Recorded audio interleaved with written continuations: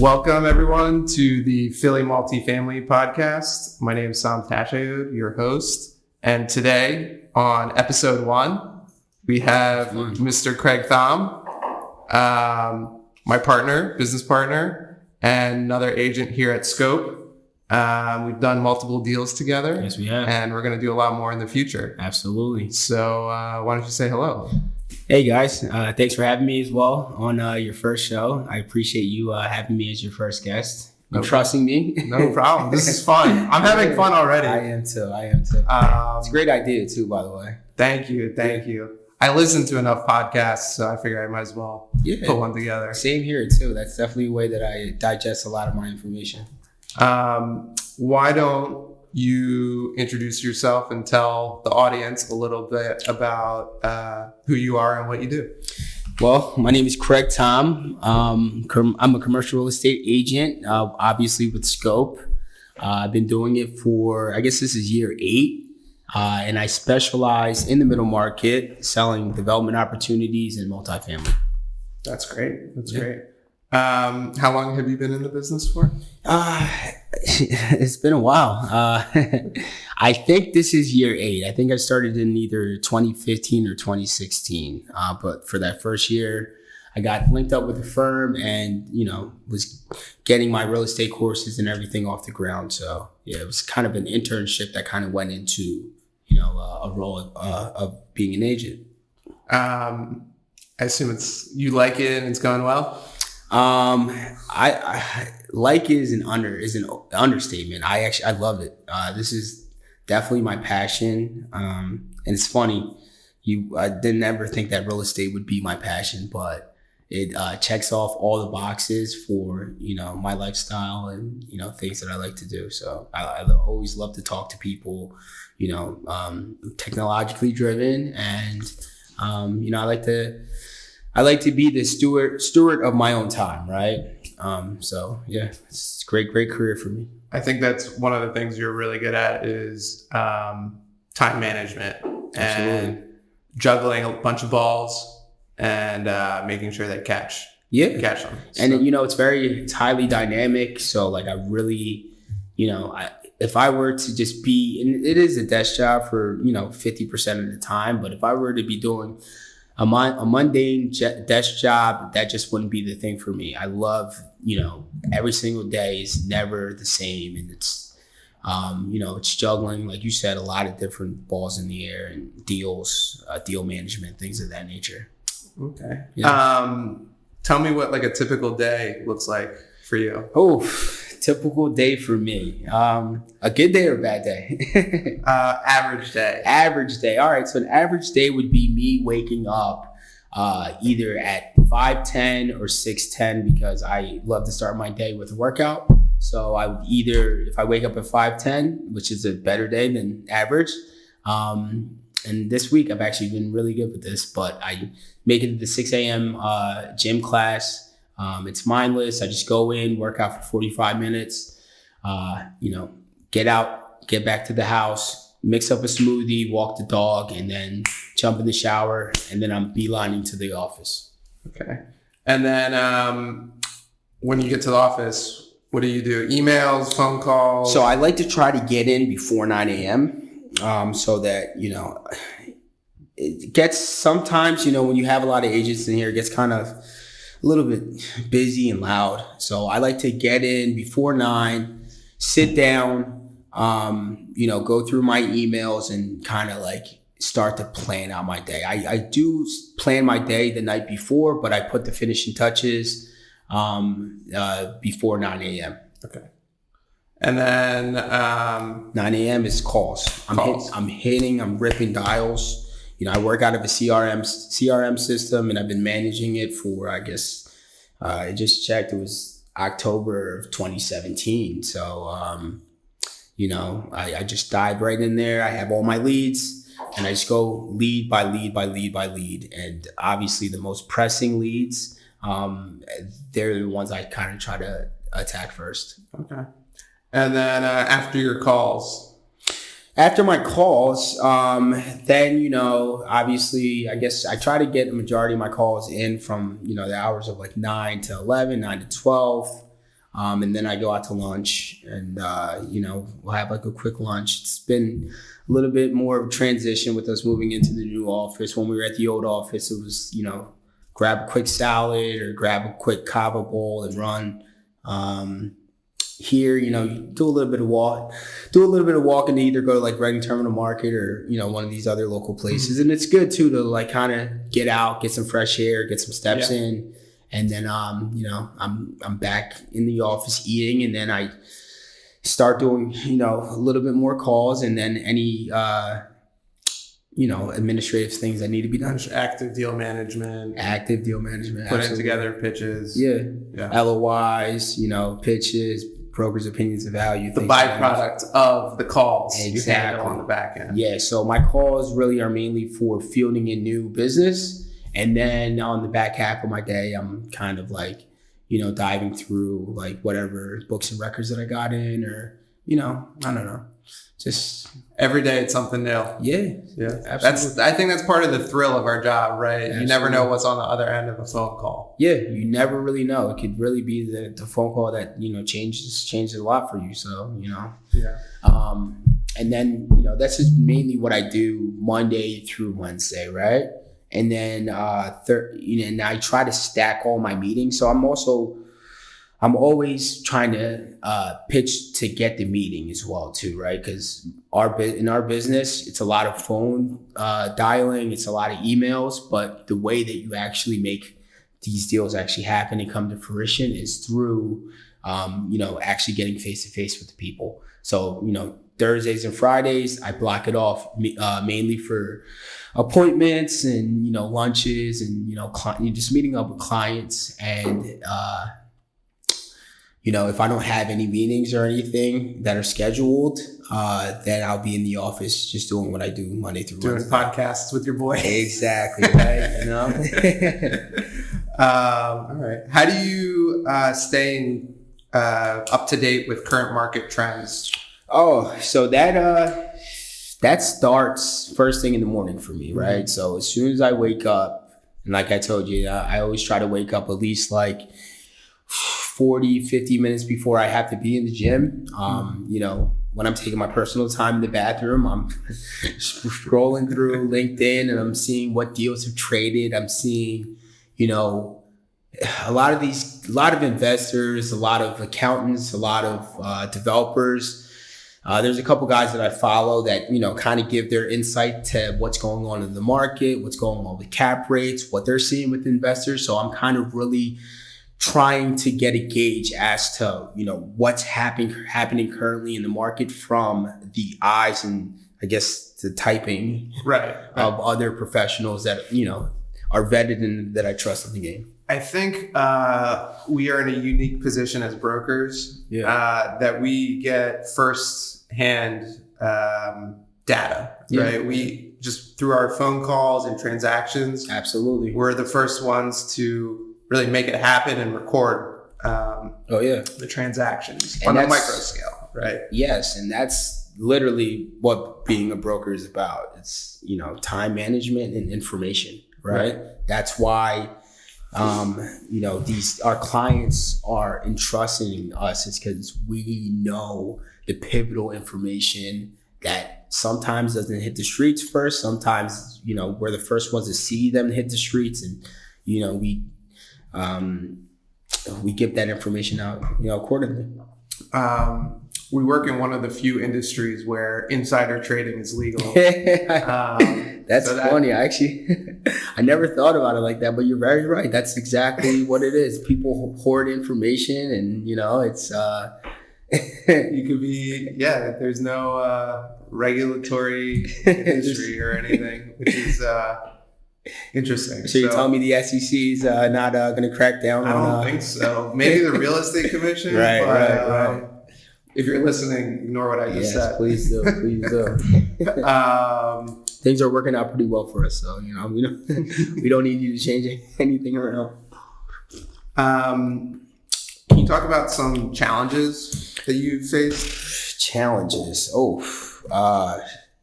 This is a very challenging job. I know that the way that we're speaking about it seems like it might be all glitz and glamour, but Sure. it's a lot. Those phone calls are pretty brutal. I oftentimes refer to it as I'm hopping on the phones to get verbally abused today. It's a lot of being hung up on, and dealing with guys, and rightfully so. These guys are very, very busy. They're very sophisticated. A lot of high net worth individuals. They have teams of their own. They have projects. They're juggling a lot of balls as well too. So they can't really give that much time, right? So I try to, early in my career, I was, a lot more, trying to not really get to the point, trying to be more friendly. And I've realized these guys are really busy. So it's like you hop on the phones and it's like, say what you need to say, 5 minutes tops and on to the next call, Right. Your follow-up game is crazy. So I appreciate you. Thank you. Thank you for that. No, I pride myself in it, right? I don't really do one of my strong nearly suits. as well as you do. Yeah. But you've been better. I know that when I first came here, it seemed like everyone was kind of running out of a CRM, and it wasn't really, being utilized to its fullest ability. It wasn't really being cleaned. Yeah. And I realized with CRMs, it's good in, good out, bad in, bad out. And I think you really realize that like a CRM was really helpful, especially for my time management, right? Right. I can, in the same amount of time, I can make a lot more calls if I have a strategic approach. I already have them all in my database. And you saw that and you took heed. Yeah. I think about turning the business into a video game, right? Yeah. You just plug in, you have your tasks, knock them all out. You don't even have to think about it. Absolutely. You just perform. Absolutely. But back to the follow-up, these guys that you're calling, they operate, huge businesses. Mm-hmm. They do many different things, and just real estate sales is a fraction of what they spend their time and effort on, right? Absolutely, yeah. And by constantly and consistently following up with them about what's going on in the marketplace, you become that go-to guy, mm-hmm. right? And you're short and sweet. They remember that. Mm-hmm. And that's why I think you have such a good rapport with your clients, right? And they know when it comes time, they can rely on you. Absolutely. And to speak on what you said about, that window, right?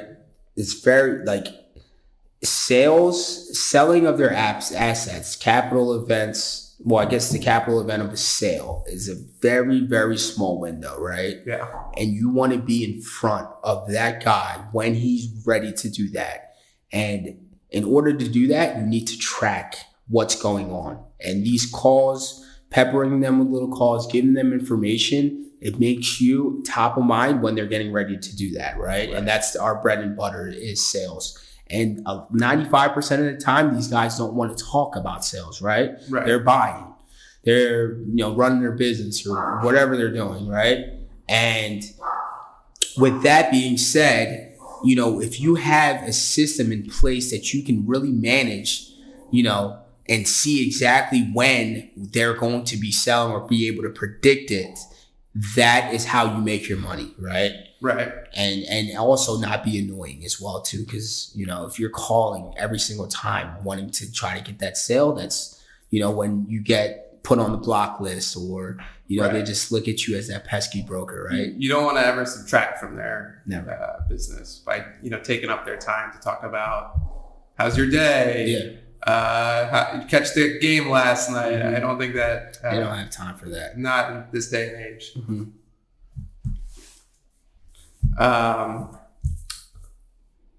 Can you give some advice on getting started out in real estate investing? Me? Yeah. Give some advice? My advice for someone who is thinking about getting into the real estate game is, first and foremost, this is not a 40-hour a week job, right? This is a full-time 24/7, 365 job, right? There's been times when, when I'm on vacation and I'm picking up calls, right? So they need to know that you need to give it your all, right? Always be on call. Always be on call. Your clients, your fiduciary is to your clients, right? So if you're not willing to go that extra mile, I don't think that this is for people. They think that we just make a bunch of money and, we're just sitting around and people just call us and say, oh, I want to sell. That's not what it is, right? So that's my first piece of advice, is that you need to be willing and ready to make the commitment in order to become a broker. The first 3 years are tough, right? They're very, very tough. And, a lot of guys can't make it past that threshold. But if you can and you have the right skills, you can, make this a career. You can go to the other side. How about investing in real estate? Real quick, I also have one more thing as well, too. When we just spoke about CRM systems, you need to have a client resource management system that you are tracking all the leads, right? You can't just be, blind with a blindfold on, like just throwing darts at a wall and just trying to, see if you can get a bullseye. No, that's not how this works. I've done it. You run out of darts, you run out of bullseyes, and you end up just sitting around trying to think of people to call that you already know. Right. You need to take a strategic approach to brokering, right? There's a terminology I'm actually drawing a blank on. One of our broker records, Brent always speaks about it. Do you remember strategic brokering? He always talks about spin selling. Not spin selling, but that's something that they should also learn as well too. But it's just like brokering as a business as opposed to brokering with without intent, right? So right. You need to have intent, focus, you need to have a product type, and you really need to hone in and specialize. Interesting. Yeah. Back to real estate investing. Yeah. What would you say to someone looking to purchase their first asset? I would ask them first, how much money do they have, right? It's a big, so back on that point, do you think they should max out their purchase on buying one big asset or try and buy a couple small ones? How would you coach someone? I think it all depends on the situation, right? If you're a doctor and you're a high net worth individual and you want something that's a little bit more hands off, non-management intensive, I would say buy a stabilized a product apartment building in a very good place, right? In a very, very nice location, right? But if you were starting out, you're a 21-year-old guy or gal, and you're looking to really make this into a career, you don't have that much funds, I would probably start off small. I think that, you can really cut your teeth on a small property. The numbers are a lot less. I hear from a lot of guys, I don't own any real estate myself as of yet, but I hear that a lot of these guys, they say that, you don't really make much money on your first deal. You might actually even lose money. So you rather want to keep it on a smaller scale while you're learning. And then, as you're getting into your second and third deal, and I've seen it with you, during the pandemic, you bought your first deal, you did very well. Yeah. But, shortly thereafter, and I know we spoke about a lot of, growth, learning curve, the learning curve and, growing pains with, you running your first building. It kind of sets you up so that you can be more of a sophisticated investor / developer for your next, second, third, fourth deal. And, having that equity in the first deal is very pivotal, right, to, fund the next deal, right? That's the name of the game. You don't get rich off your first deal, right? But you get rich because you do your first deal. Exactly. Right. Exactly. You take what you learn and you apply it to the next one and get that incremental improvement. And the beauty of our business is it's scalable, right? Yeah. So you're able to scale up very quickly. And we've seen a lot of our clients do it. Yeah. And it's a good idea to get into your first deal and have it be smaller, self-managed, kind of understand the process, kind of understand how much a door costs or how much, how hard it is to lease a unit, how hard is it to turn a unit? Like, what are the pricing on materials and stuff like that? And I think that you've also encountered that as well too, right? So many water heaters and ovens and refrigerators. You always say that anytime that anything breaks, it's $1,000, $1,000, yeah. $1,000 across the board. So even if it's not $1,000, it's $1,000 of my time and like energy, right? Whatever I don't spend, it's like time detracted from my business, right? And I'm spending time on something that doesn't make me money. I'm spending money. Mm-hmm. But your 60-year-old self would be very thankful that you put this work in, right? Yeah. Yeah. It's a good way to look at it. Yeah. Make sure to keep all the receipts to write off. You better. You better definitely do that. And that's one of the great advantages of real estate as well, too, right? Yeah. You can write off a lot of that stuff. You can write off the depreciation off your income. 4 ways to make money. Appreciation, cash, depreciation, cash flow, and then tax benefits. Yeah, we already that's spoke. Depreciation. And real estate agents. Appreciation, depreciation, cash flow, and the interest write-off. Oh, okay, there we go. Yeah. Interesting. Talk about your favorite deal that you've done in brokerage and why it was successful. Oh man, my favorite deal. I would say, you stumped me here. As of right now, I would say my favorite deal was 1700 North Howard Street. It was a 23,000 square foot lot, 43,000 square foot warehouse. It was under contract right before COVID, and COVID pushed everything back, and it ended up being under contract for about 15 months.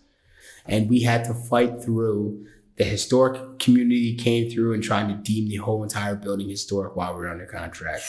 We were able to work them down to just taking an end cap. And actually, at the time, I thought it was going to blow up the deal, but with the deal closing and I'm seeing this end cap and I'm seeing the renderings, I think it's going to give great, a great curb appeal to the building. Gives a character, a persona. Great character. It's going to give a great commercial space for the neighborhood. So it's going to be very beneficial to the neighbors as well, too. Yeah. And, I worked with a professional developer on it. I also worked with a mom and pop owner on selling it. So I got to, do both sides, with, mom and pop and then professional developer. COVID also happened as well too. And we had to navigate our way through that as well. Deals weren't getting done at all. Deals were blowing up left, right, and center. Construction costs were going through the roof. There was a lack of labor as well too. So there was a lot of obstacles in the way for this to get done. And this was actually the deal that I brought to scope with me. Right. I remember this deal. Yeah, it was a good price point, just about $5 million. And just working through the process, I gained a friendship with the Garten family that were selling, and then also the buyers as well too, the professional investors who I actually put them into another deal, and that's under contract as well too. That's great. But yeah, that was probably, and then it was also very close to Fishtown as well too, in the neighborhood that I live very close to. I pass it all the time. It's looking good. It's a beautiful project. And it just gives me pride, right? Gives me pride to see that like I'm actually shaping the neighborhood, right? Yeah. And it's not just about the money in this game. It's about like I get a sense of satisfaction knowing that I drive around here and I know that I helped to make this neighborhood better. It really makes me feel good. That's like the why you do it. Yeah. Yeah. When I get the check, it's nice and everything like that, but like, when I can really see this tangible building that I can put my hands on, and I'm thinking that, little old Craig, I'm one of the proponents behind it. It's very, very fulfilling. You're not little old Craig. You're Craig the Burke Street Bully. If it's a $6 million deal, if it's $6 million or under, I don't want it. Yeah. I need $6 million and above. It's a running joke that Thom and I have. Any piece of dirt you see for sale or Craig has it listed for $6 million. But yeah, no, I like that too. Like seeing around, like, hey, I sold that deal. Yeah. This one like got away from me, and I'm gonna, not let it happen the next time. Yeah, it's a lot of emotions. You know what I mean? The commissions that people associate with our business, it's temporary. Yeah, right? it's temporary. It gets chopped up a million ways and spent it on just whatever. And we're not getting consistent paychecks like every week, so it's like. We're always chasing for that next deal. So it's great, like seeing it, but it's always a sense of where's the next one? Yeah. When's the next one coming? So, and that's also what I like about the business. It keeps everything kind of fast paced, and you just want to you get addicted to doing deals. Yeah. Yeah. 2 deals away. Junkies. Yeah. 2 deals away from being happy. Always. Yeah. Always. Exactly. Yeah. Exactly. What do you see in the future of the Philadelphia real estate market? Ooh.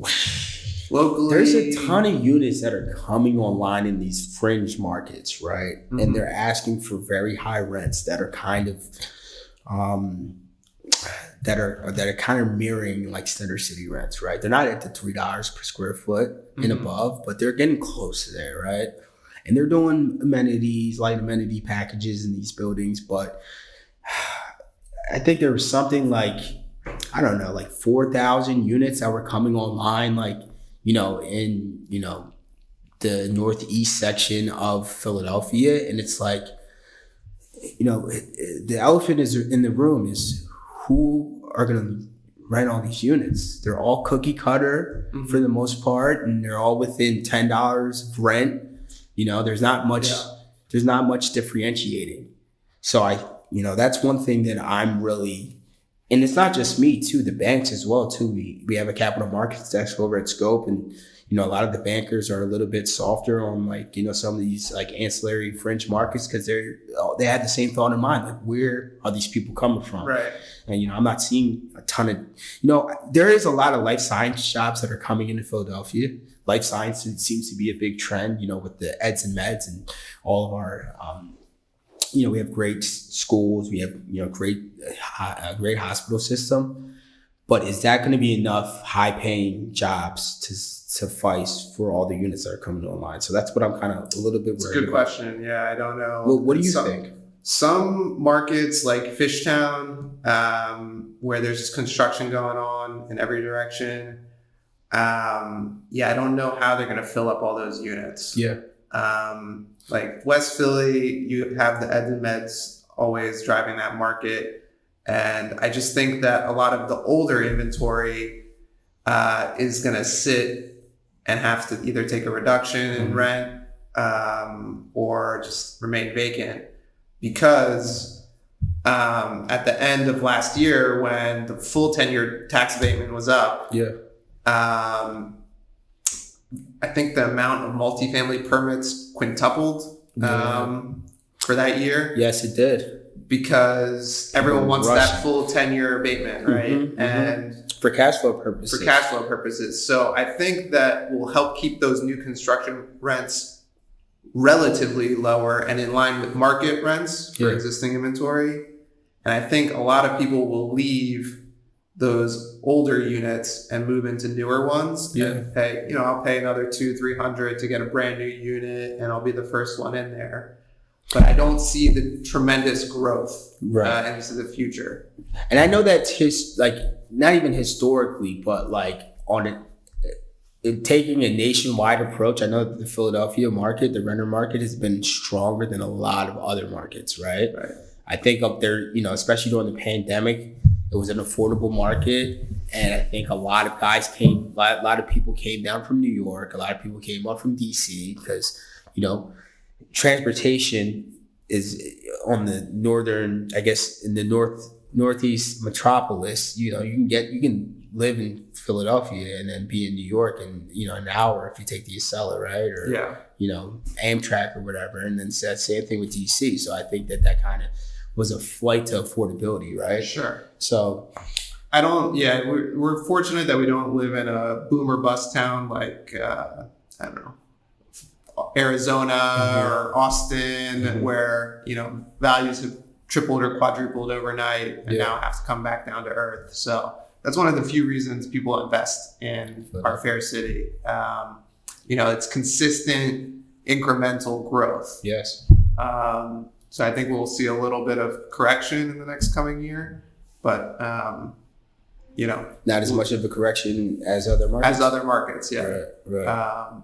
I've also, with that, talking about that new construction versus the older construction, I've been seeing, even during the pandemic, there was a lot of free rent period, 2-month free rent for like a 13-month lease or things like that. And I think that that's starting to come back as well too. We've been underwriting a lot of new construction deals as recently, and these guys, a lot of developers are worried about filling up their units, rightfully so. And they said that they just want to fill these units up. They'll give 1 month, 2 months free, and I think that's kind of coming back a little bit as well too. We heard it on that one call the other day. And I heard it a couple other times as well too. But these guys that Thom is citing, they had 3 brand new construction buildings. So we'll know for sure in the spring market. We're in a weird time right now. January just finished, and not a lot of people want to move in the winter. So we're still in a historically soft leasing month. But June is the one to really pay attention to. On the flip side, talking about that flight to quality, bringing that back up, I did hear that the Piazza Alta building, they're doing phenomenally well with leasing. Really? Yes. But they do have like a premium, very, very premium product. Right. So I think that's, there's obviously still high net worth individuals that are not, affected by, market conditions the way that, the regular Joe Schmo is. Sure. And I think that, they're looking for quality as well. Their rents are... And they're not the cookie cutter. Right. Like the ones that we're talking about, like the market rate cookie cutter. They have every amenity. They have,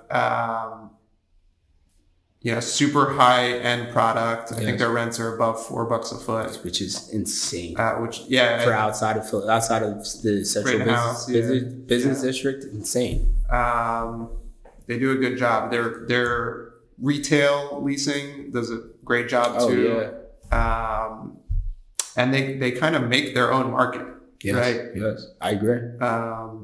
They're market makers. And everyone kind of looks to them to see where they're building and follow them. Right.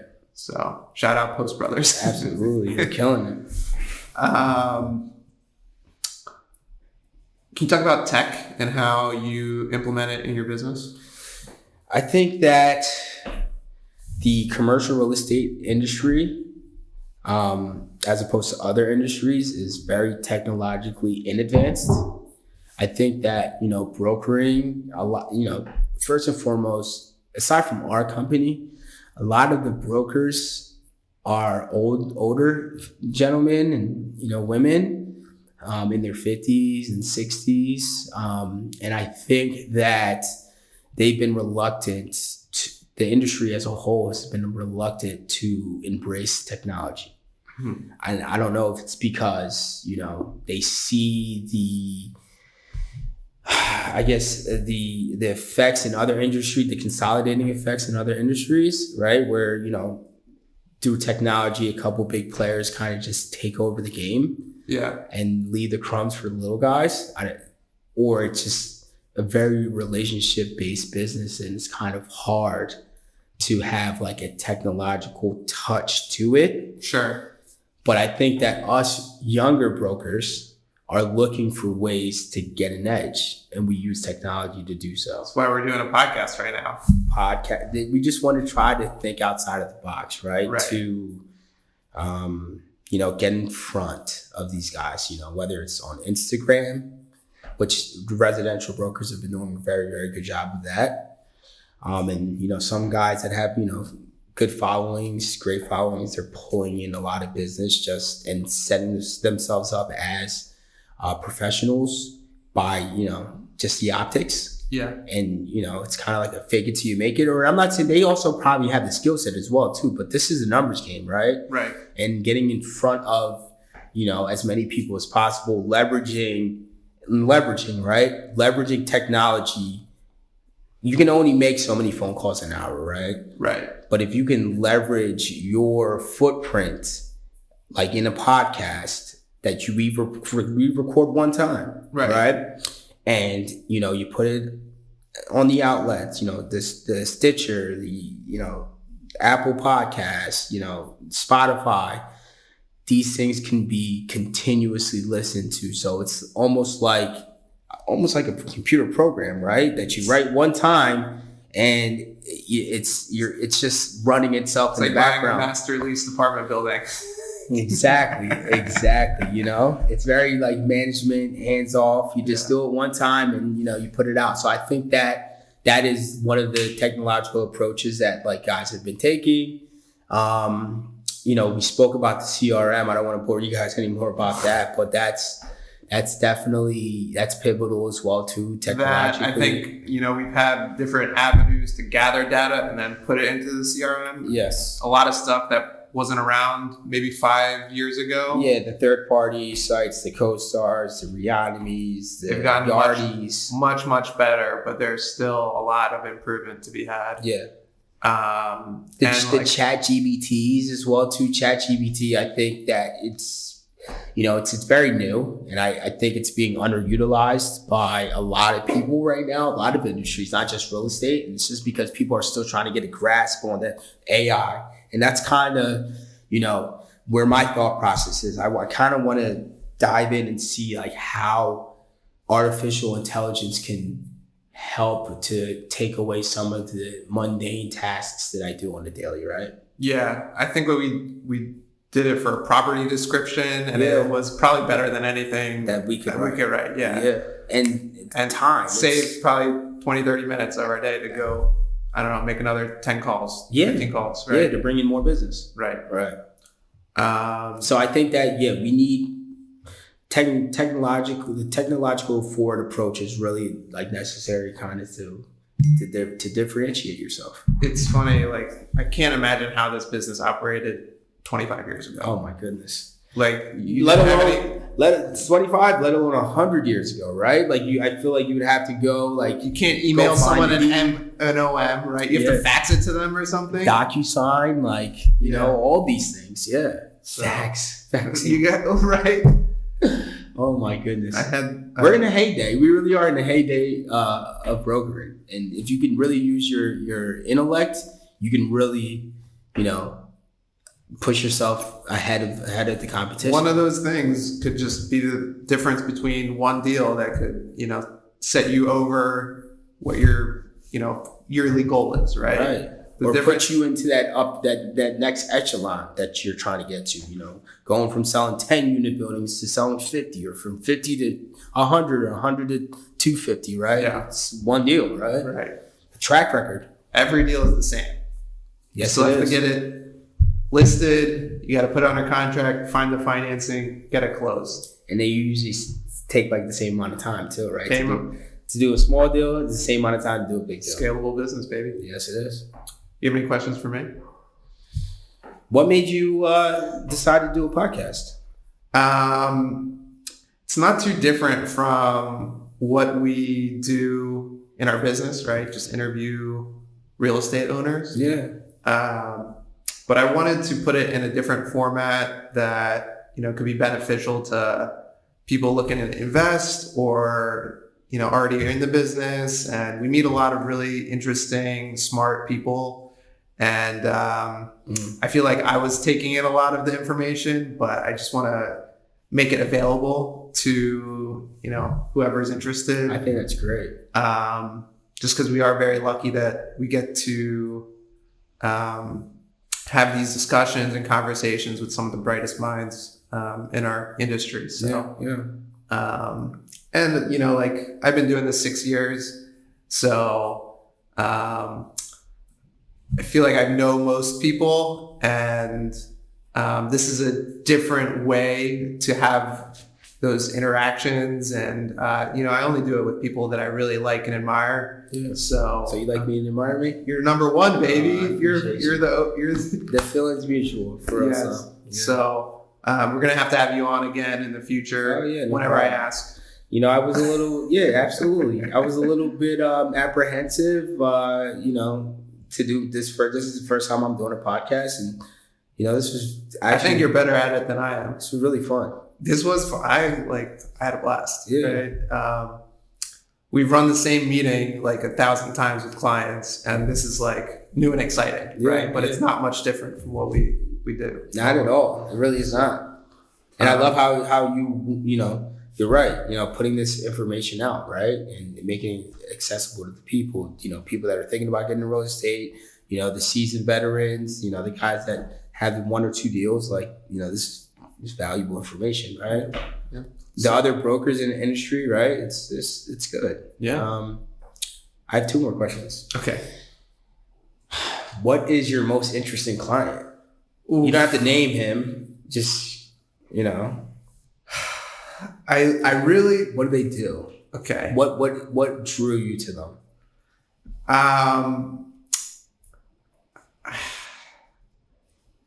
I like my clients that have real estate as their second job, not their primary business. Got it. I have one client. He has a glasses company that allows colorblind people to see color. Yes. And that is just like an amazing thing. And through that, he was able to buy all these, properties. And I helped him exit a building at like a 2-3 times equity multiplier. And he thinks I'm like the best thing since sliced bread. And so I'm like, dude, you're doing this as your side hustle. And, I'm just like a facilitator, but he thinks I'm like the best. And I think like, dude, you're like doing better at this than everyone else. And you're not even like trying, right? Yeah. So he's cool. And no, that's awesome. See, like helping people and meeting people that actually have real world, they help people, right? They have real world appeal. That's awesome. Everyone, a lot of real estate professionals, they're, chasing a buck, right? So it's always refreshing to, work with people who are, outside of that, or they're passionate. They're successful in something else and are just looking to, diversify or try something new. So it's one of the best parts of our business is meeting all different type of people. That's awesome. And then my last question is, what do you hate most about this job? We can't just have it be all butterflies and rainbows. You got what do you not like? It used to be getting hung up on or yelled at, right. And you're hardened. I actually get a kick out of it now, which is kind of sick. Me too, bro. Me too. Because that no is one more no closer to yes. I realized that what I'm actually doing is valuable, right? Yes. Maybe when I was getting started out, I didn't really know anything, and I was just pestering people. But I know so much that it's really their loss. Yeah, it's their loss. It's their loss. I'm just trying to help them out. So, absolutely, bro. That's really what it comes down to. When they hang up on you, they lost out. Yeah. They did. I'm trying to let them know about another deal. If they own real estate around here and they hung up on you or I, they lost. Yeah. But I like it now. I'm like, I'm gonna get you one day. It's a challenge. I'm not gonna forget. And the thing is, we're all so competitive, and it's just funny. You see us and the people in this office, and you can tell everyone is super driven. Everyone is very. They're it's kind of type 1 people, type A. You gotta have a certain type of spunk to you to do this, right? Yeah. To get hung up on, right? I didn't answer your question though. I think it's probably just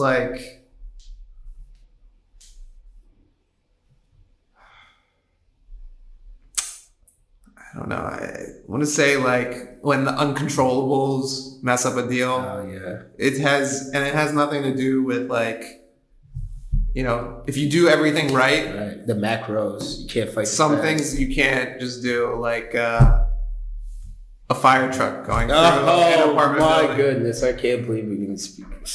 That we'll say that for the other next one. time. Next time. Yeah.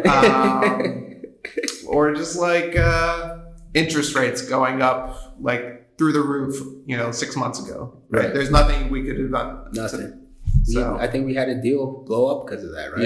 Yeah. So you can do everything right, and it still won't go your way, and you've spent a bunch of time and effort, and have nothing. Yeah, you have nothing to show for it. Right. So and you just got to dust yourself up, roll it into the next one. Yeah. Exactly. So wasted time, I guess. Yeah, wasted time. Yeah. So, all right. Well, thank you for coming on.